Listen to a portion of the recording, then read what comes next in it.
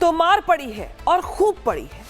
अभी तक पाकिस्तान के हालात ऑपरेशन सिंदूर के बाद क्या हो चुके हैं पूरी दुनिया को बता रहा है भारत, लेकिन अब खुद वहां के नेता सबके सामने कह रहे हैं और दुनिया के सामने मान रहे हैं कि भारत ने बहुत पीटा है।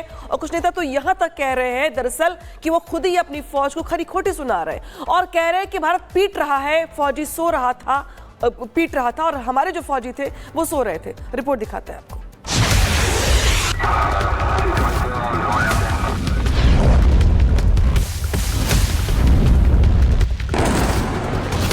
पाकिस्तान अपनी पिटाई का दर्द छुपा नहीं पा रहा है। कश्मीर को गले की नस बताने वाले पाकिस्तान का गला सूख रहा है।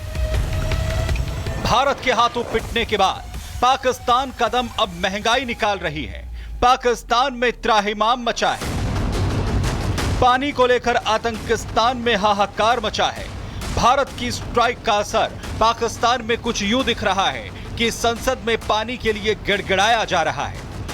अगर ये पानी का क्राइसिस नहीं अभी सॉल्व करेंगे तो हम भूखे मर सकते हैं। उसकी वजह ये है कि इंडस बेसिन जो है वो ही हमारा लाइफलाइन है। 3/4 जो पानी हमारा आता है सर टोटल बाहर से आता है। 90% स्टेटिस्टिक्स के मुताबिक 90% जो हमारी क्रॉप्स हैं, जो हमारी फसलें हैं, वो इस पानी पे डिपेंड करती हैं। हमारे जितने पावर प्रोजेक्ट्स हैं, जितने डैम्स हैं, वो इसी पानी के ऊपर बने हुए हैं। तो इसलिए अगर ये हम इसको हम समझते हैं कि ये एक वाटर बॉम्ब हमारे ऊपर पड़ा हुआ है। पाकिस्तान खुद ही सबूत दे रहा है कि भारत ने जोरदार कुटाई की है।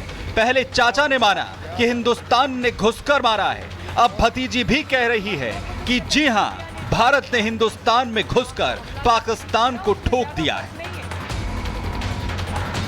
पंजाब की सीएम मरियम नवाज कुछ दिनों पहले तक कहती थी कि आवाम को घबराना नहीं है, लेकिन आज कह रही हैं कि भारत ने तो हमारे घर में घुसकर जबरदस्त तबाही मचा दी।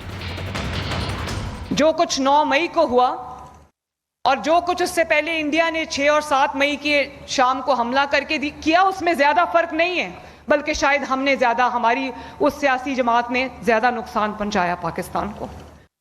क्योंकि जो काम दुश्मन बरसों में नहीं कर सका, दहाइयों में नहीं कर सका, वो हमने खुद अपने मुल्क का नुकसान कर दिया। तो वहीं पाकिस्तानी सांसद अपनी फौज पर सवाल दाग रहे हैं। कह रहे हैं कि मियां भारत जिस वक्त चकलाला तक पहुंच गया, क्या पाकिस्तानी फौज सो रही थी?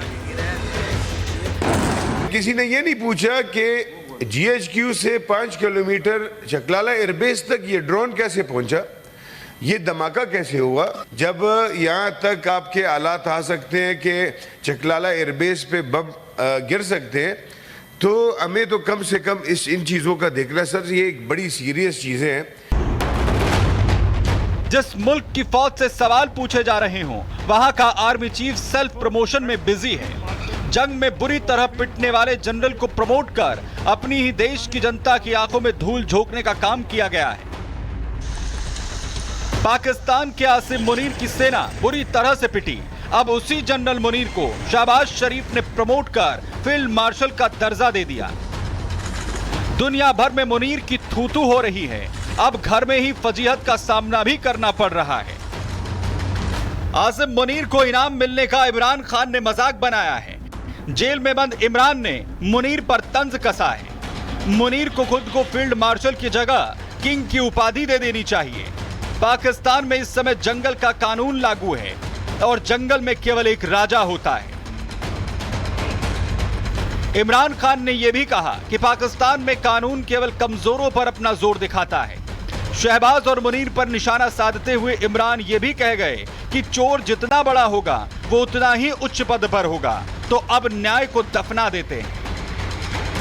पाकिस्तान की असलियत वहीं के नेता बताते नहीं थक रहे हैं। पाकिस्तानी नेताओं का बड़बोलापन कहें, सच ना छिपा पाने की काबिलियत, भारत की मार से जो दर्द हुआ है उसकी कराह लाहौर, इस्लामाबाद से गाहे बगाहे सुनाई दे रही है। Bureau report, Republic Bharat.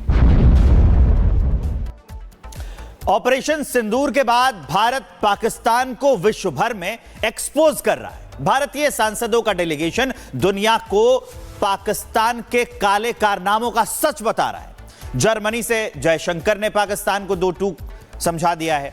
Bharat ना तो आतंकवाद बर्दाश्त करेगा और ना ही आपकी परमाणु वाली ब्लैकमेलिंग के आगे झुकेगा। वहीं यूएनएससी में भी भारत ने पाकिस्तान को जमकर लताड़ा है। ओवरऑल एक रिपोर्ट बनाई है, देखिए।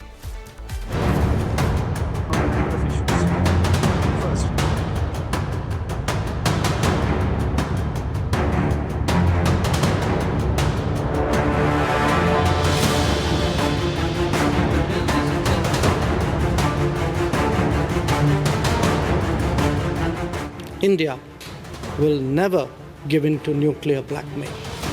संयुक्त राष्ट्र रक्षा परिषद से लेकर अलग अलग देशों में पहुंचकर भारतीय सांसदों का डेलीगेशन पाकिस्तान की पोल खोल रहा है।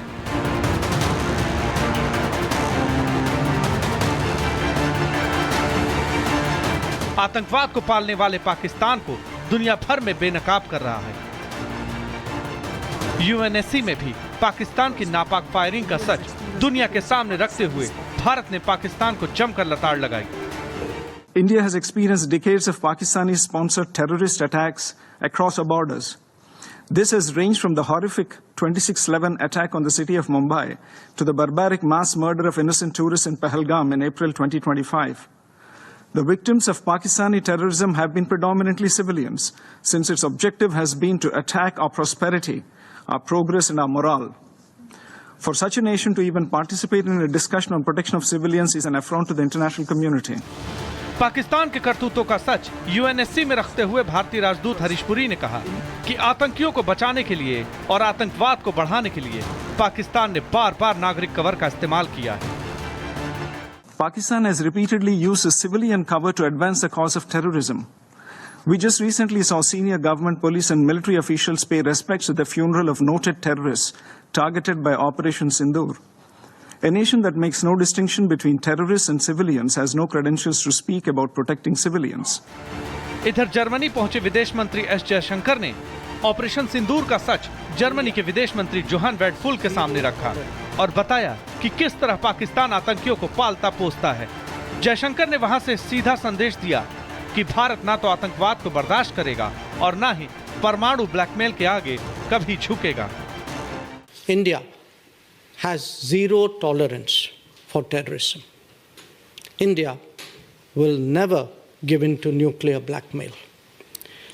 And India will deal with Pakistan purely bilaterally. There should be no confusion in any quarter in that regard. We also value Germany's understanding that every nation has the right to defend itself against terrorists. आतंकवाद के खिलाफ लड़ाई में Germany ने भी अपना रुख साफ किया और बेहिचक कहा कि आतंकवाद के विरुद्ध इस जंग में वो भारत के साथ खड़ा है। जर्मनी आतंकवाद के खिलाफ किसी भी लड़ाई का समर्थन करेगा। आतंकवाद को दुनिया में कहीं भी जगह नहीं मिलनी चाहिए और यही कारण है कि हम उन सभी का समर्थन करेंगे जो आतंकवाद से लड़ते हैं।